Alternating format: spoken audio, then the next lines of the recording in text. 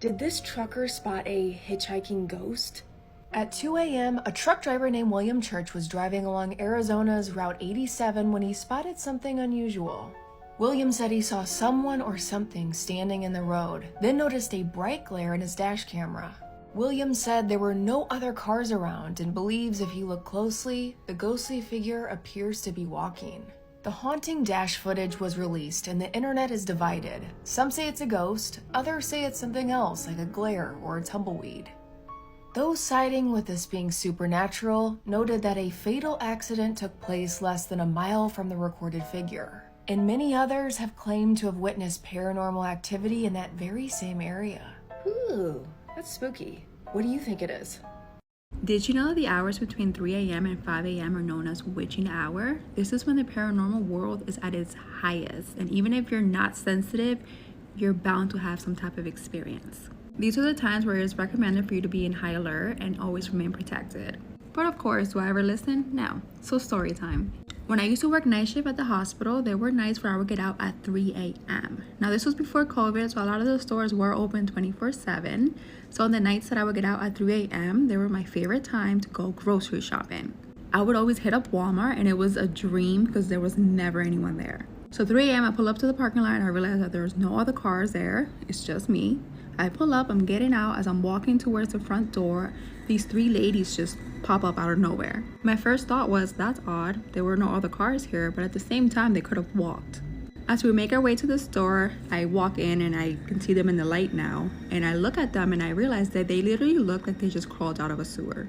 And that's not me being judgy. Like, they literally looked and smelled like they just crawled out of a sewer. But I'm like, not my business. I came here to get what I needed to get and to get home. So as I'm walking through the aisles, I realize that these ladies are now following me. If not one, but all three. Every aisle I go to, I'm running into them constantly. At first, I think that it's probably just a coincidence, but I'm hitting different aisles. I'm going from like the shoe aisle to the makeup aisle to like the dog food aisle. Like, I'm jumping around, and everywhere I turn, I'm running into these ladies. Now, I'm getting all types of bad feelings from these girls, but at the same time, I'm not thinking of a spiritual sense. I'm thinking of like a human trafficking sense. So I'm on high alert and I'm like, I shouldn't have stopped here at 3 a.m. So I try to like hurry up, and these girls are like laughing and just following me everywhere. I try to rationalize it and just be like, maybe I'm just being paranoid, I'm tired, I'm sleep deprived, I'm gonna give them one more chance. So I kind of turn around and end up in the pajama section where I feel like I've lost them. As I'm kind of like digging through the racks, I look over and I see the girl walking this way, and she says to the other girl, there she is. So I'm like, great. It's not in my head, like they really are following me. At this point, I decide to go to the front and try to get the attention of one of the workers. But when I get to the front, there's absolutely no one at any of the registers. And I know Walmart is notorious for not having people behind the register, but there's literally not even one person anywhere. So as I'm standing there, the one girl kind of comes up from behind me and says, Tatiana. Oh, Tatiana. She knew my name. At that point, it hit me. These things are not from this world. These things are the words. They happen to be lingering around in the parking lot when they saw me coming in by myself. They decided to follow me in to see if they can attach themselves to me.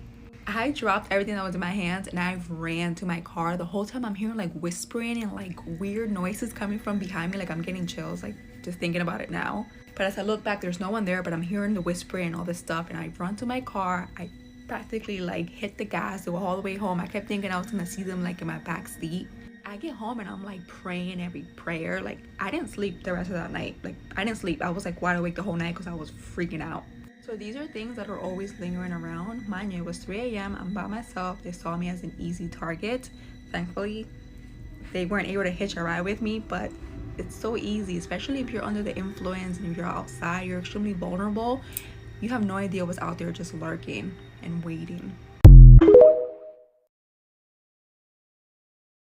Can you tell a place has a dark history just from looking at it? I'm going to show you a listing and we're going to see. Also, this is a series, so follow along. This is the Watts family home in Colorado, where Chris and Shanann Watts lived with their 2 children. Chris Watts is a family annihilator who took the life of his pregnant wife and 2 daughters in 2018. And despite all that, this house actually recently sold. But in the listing that was posted, you can actually see areas that were featured in the police cam footage during the investigation. Because when the crime first happened, Chris pretended he had no idea what happened to his family. But you can see in a lot of this footage, he's acting so suspiciously. So much so that one of his neighbors actually tipped off to police that he thought something was just not right with Chris. We still don't know from Chris exactly why this happened, but we can infer that he wanted to start over a new life with his mistress. Chris is currently in jail, but a new family now lives inside that home. Would you be willing to live in a home like this? I really don't think I'm ever gonna be able to escape this shit. Listen to it. Listen to that pounding. Jesus. I mean, this is my whole closet right here. This is my kitchen. And here we go with this shit again. I'm just gonna wait and see how long it goes on, because I'm never not.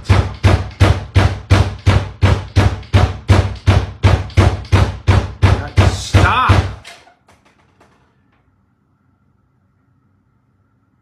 Okay, that works. Okay, so it seems to be wanting to happen now more in the afternoon, but just to prove that there's nothing there. Jesus Christ. This is the cord in question, the coax cable, and you can see here it goes directly from here down to my Wi-Fi. So I could, I guess, open it like this, but one, I would probably be in the way of the camera here since I'm standing here, but let's try and test this. Here's the door latched all the way shut. I mean, I'm pulling on that pretty hard and it doesn't come out. But if I were to do this and open it, that just kind of pulls the Wi-Fi back. So, I mean, if this cord was the thing that was pulling it, this probably would have knocked off, but I don't know.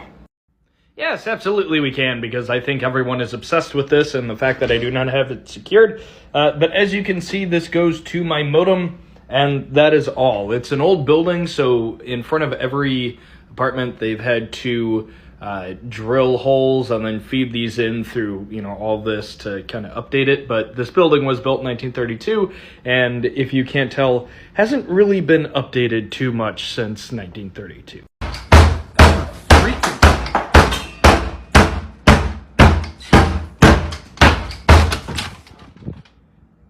Oh. You gotta be fucking kidding me. 5 of the most haunted places in the world. Part 1. Raynham Hall, Norfolk. The mysterious brown lady, rumored to be Lady Dorothy Walpole, was reported to be one of Raynham Hall's apparitions captured on film in the December 1936. Poveglia, Venice, Italy. Island of Poveglia was once a quarantine zone for people suffering from the plague. In addition, the island was used as a psychiatric hospital in the early 20th century. Ghost hunters claim this spot is now a hotbed of paranormal activity. Bongar Fort, India. This abandoned fortress sticks out in the middle of the wilderness.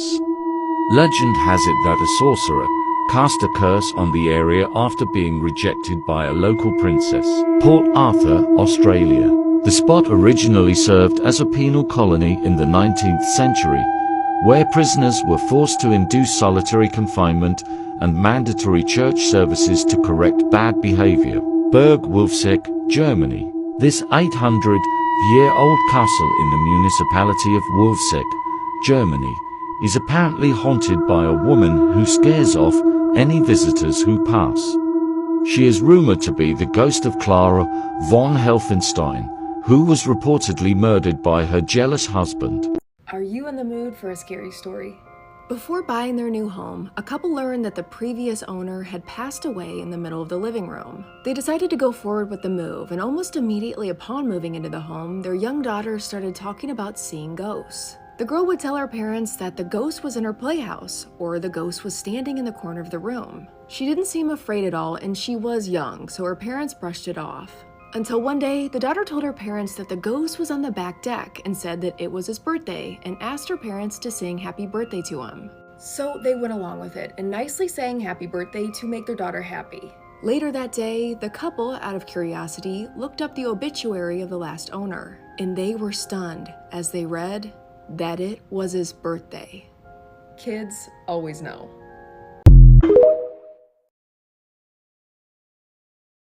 Can you tell a house is haunted just by looking at it? Today we're going through the Zillow listing of the real Conjuring house, and we're gonna see. This is an 18th century farmhouse in Rhode Island, and it was owned by the Perrin family in the 70s. When they first moved in, the mom would notice that her broom would move on its own, and things around the house would mysteriously be out of place. But things in the house quickly got way worse. The kids noticed a smell of rotten eggs everywhere, and every morning at 5:15 their beds would shake. They realized they were being haunted by the ghost of a woman who died on the property in the 1800s named Bathsheba. She was reportedly practicing witchcraft in the house. It's believed that she killed a child during a satanic ritual by sticking a needle into its head. Then we all know the story of Ed and Lorraine Warren coming to the house and getting rid of Bathsheba. But according to people who have lived in this house and visited this house, there's still definitely something haunting the place. Would you ever stay in this house? Cause I've been busy, I've been chasing waterfalls. I stopped believing in some kind of miracle, and I've been staring at the sun for too damn long. But when I opened up the door, they led me back to